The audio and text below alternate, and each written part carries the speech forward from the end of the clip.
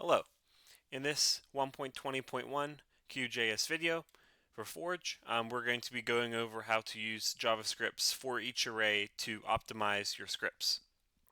So we're going to be doing two examples in this video that demonstrate it.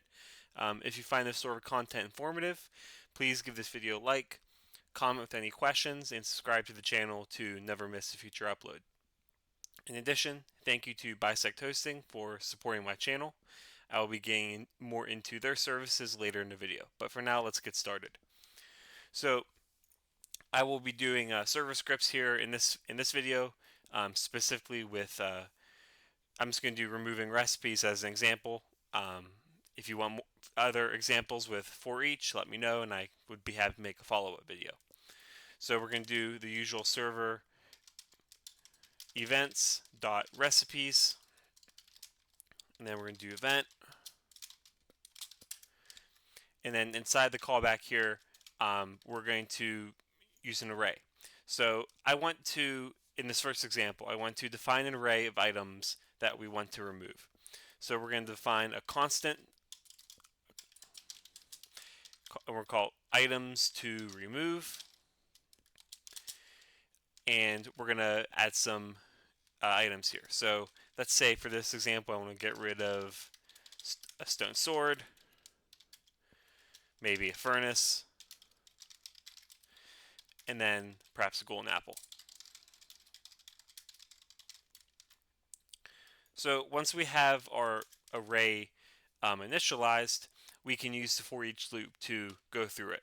So we do that with items to remove dot for each, and then you need to put a local variable. So I'm just going to do I for index, and then we're going to do event dot remove, and then we're going to pass in. In this case, we're going to use the filter of output, and then we're just going to output of I.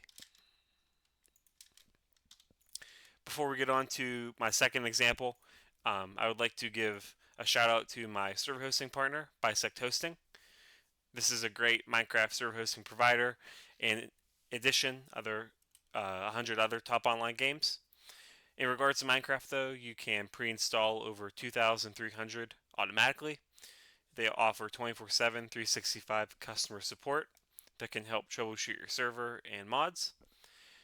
That you can host your server from among 20 locations around the world to give you an acceptable latency.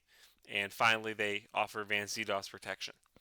If you have any questions about this fantastic service, please feel free to check out my affiliate link in the description below. That'll bring you to this website that I got the screenshot from.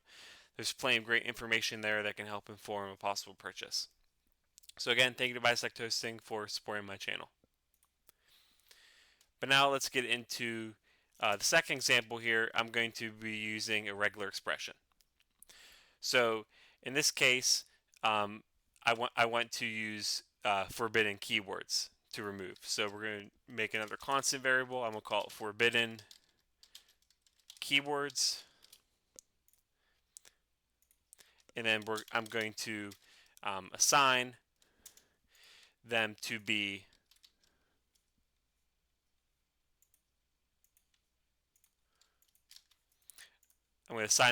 sword, shovel, and helmet, for example. So sword can be diamond sword, iron sword, netherite sword, etc.